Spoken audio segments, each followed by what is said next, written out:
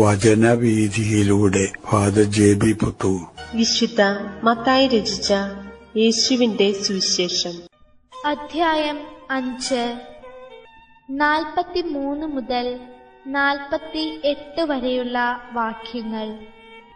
ശത്രുക്കളെ സ്നേഹിക്കുക, അയൽക്കാരനെ സ്നേഹിക്കുക, ശത്രുവിനെ ദ്വേഷിക്കുക എന്ന് പറഞ്ഞിട്ടുള്ളത് നിങ്ങൾ കേട്ടിട്ടുണ്ടല്ലോ.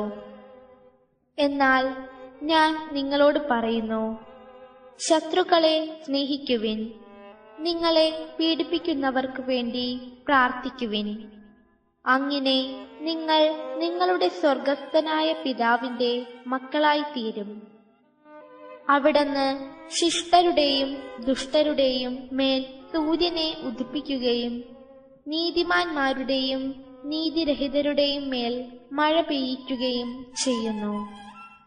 നിങ്ങളെ സ്നേഹിക്കുന്നവരെ നിങ്ങൾ സ്നേഹിച്ചാൽ നിങ്ങൾക്കെന്ത് പ്രതിഫലമാണ് ലഭിക്കുക? ചുങ്കക്കാർ പോലും അതുതന്നെ ചെയ്യുന്നില്ലേ? സഹോദരങ്ങളെ മാത്രമേ നിങ്ങൾ അഭിവാദനം ചെയ്യുന്നുള്ളൂവെങ്കിൽ വിശേഷവിധിയായി എന്താണ് നിങ്ങൾ ചെയ്യുന്നത്? വിജാതീയരും അതുതന്നെ ചെയ്യുന്നില്ലേ? അതുകൊണ്ട് നിങ്ങളുടെ സ്വർഗസ്ഥനായ പിതാവ് പരിപൂർണനായിരിക്കുന്നത് പോലെ നിങ്ങളും പരിപൂർണരായിരിക്കുവിൻ. വൈര്യനിരാധന നിയമവും വൈര്യനിർവീര്യ നിയമവും. യേശു തൻ്റെ അനുയായികളായ നാം ഓരോരുത്തരുടെയും പ്രവർത്തന ശൈലി മറ്റുള്ളവരിൽ നിന്ന് വളരെ വ്യത്യസ്തപ്പെട്ടതായിരിക്കണം.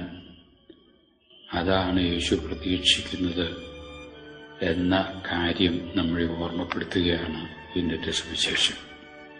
യേശുവിൻ്റെ കാലത്തും അതിനുശേഷവും ഇന്നും ലോകത്തിൽ സാർവത്രികമായി ജനങ്ങൾ അവരുടെ പെരുമാറ്റത്തിൻ്റെ ഒരു താത്വികമായിട്ടുള്ള നിയമം എന്ന നിലയിൽ അംഗീകരിച്ചു പോരുന്ന ഒരു ശീലമാണ് പകരത്തിന് പകരം എന്നുള്ള ഒരു നിയമം.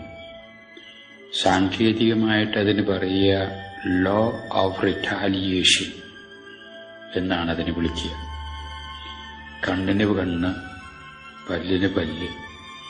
ഇങ്ങോട്ട് ഒന്നടിച്ചിട്ടുണ്ടെങ്കിൽ സാധിക്കുമെങ്കിൽ രണ്ടങ്ങോട്ട് തിരിച്ചു കൊടുക്കാൻ സാധിക്കുക.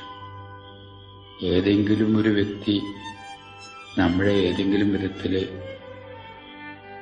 വേദനിപ്പിക്കാനിട വന്നിട്ടുണ്ടെങ്കിൽ ഒട്ടും കുറവല്ലാത്ത രീതിയിൽ അവസരം കിട്ടുമ്പോൾ ആ വ്യക്തിയെ അങ്ങോട്ട് വേദനിപ്പിക്കുക.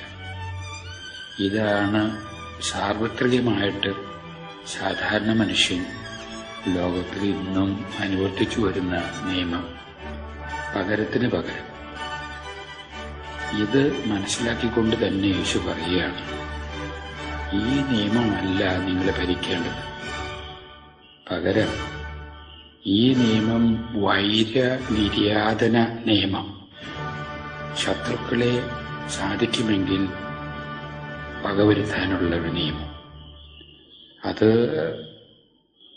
കൊല്ലണമെന്ന് തന്നെയില്ല. അതൊരു തരത്തിൽ പറഞ്ഞാൽ സ്വഭാവഹത്യ പോലും നടത്തിക്കൊണ്ട് ആ തരം വധങ്ങൾ നടത്താം. ഇത് ഏതെങ്കിലും തരത്തിൽ മറ്റുള്ളവർക്ക് നമുക്ക് അനിഷ്ടകരമായ രീതിയിൽ പെരുമാറുന്ന വ്യക്തികളെ അവരോട് അനിഷ്ടത കാണിക്കുന്ന ഒരു രീതി. അതിന് വൈര്യനിര്യാതന നിയമം എന്ന് നാം വിളിക്കുകയാണെങ്കിൽ യേശു നമ്മോട് പറയുന്നു, നിങ്ങൾ അനുവർത്തിക്കേണ്ട നിയമം വൈര്യനിർവീര്യ നിയമമായിരിക്കണം. എന്ന് വെച്ചാൽ നിങ്ങളുടെ ശത്രുക്കളെ നിർവീര്യമാക്കാൻ സാധിക്കണം.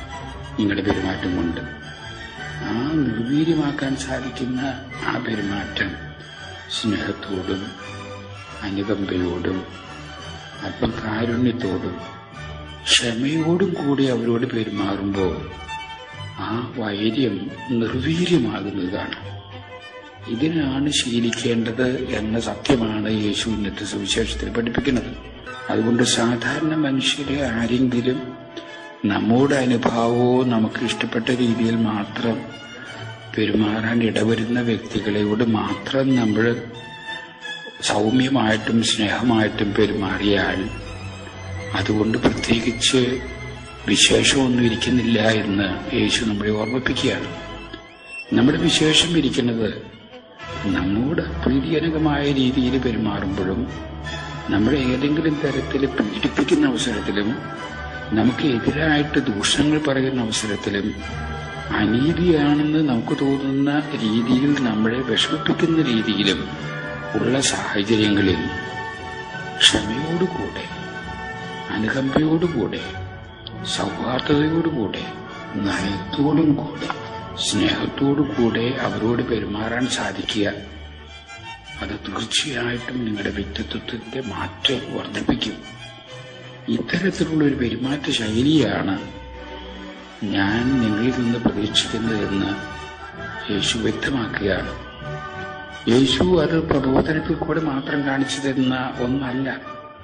തന്റെ ജീവിതത്തിൽ ഉടനീളം ഒരു തരത്തിലും തെറ്റ് ചെയ്യാത്ത തനിക്കെതിരായിട്ട് ലോകത്തിലെ അറിയപ്പെടുന്ന എല്ലാ തെറ്റുകളും വലിച്ചിഴക്കപ്പെട്ടപ്പോഴും ശാന്തനായിട്ട്, അക്ഷോഭ്യനായിട്ട്, സ്ഥിതപ്രജ്ഞയോടുകൂടെ അതിനെ നേരിടാൻ സാധിച്ചു എന്നുള്ളതാണ് യേശുവിന്റെ മഹാത്മ്യം. അങ്ങനെ അതിന്റെയൊക്കെ ഫലമായിട്ട് കുരിശിൽ കയറി പെട്ടെന്ന് മരിക്കുന്ന ആ മോമെന്റിൽ പോലും യേശുവിന്റെ മനസ്സിൽ നിന്ന് പുറത്തു വന്നത്, പിതാവേ അവരോട് ക്ഷമിക്കണമേ. കാരണം അവർ യഥാർത്ഥത്തിൽ എന്താണ് ചെയ്തതെന്ന് അവർക്ക് അറിഞ്ഞുകൂടാ. അവരുടെ മാനസിക വിഹലത കൊണ്ട് അവർ ചെയ്യുന്ന കാര്യങ്ങൾ അവർക്ക് ശിക്ഷാവിധിക്ക് കാരണമാകരുത്. ഇത്തരത്തിലുള്ളൊരു മനസ്സ്, ഒരു കാരുണ്യത്തിന്റെ മനസ്സ്, ഇതാണ് വളർച്ചയ്ക്ക് വേണ്ടി യേശു ഇന്നേ ദിവസം നമുക്കായിട്ട് നിർദ്ദേശിക്കുന്നത്. ഈ പ്രവർത്തന ശൈലിയാണ് വ്യക്തികളെ വളർത്തുകയുള്ളൂ എന്നാണ് യേശുവിന്റെ നിഗമനം. നമുക്ക് യഥാർത്ഥത്തിൽ അത് മനസ്സിലാക്കി നമുക്ക് ജീവിക്കാൻ ശ്രമിക്കാം.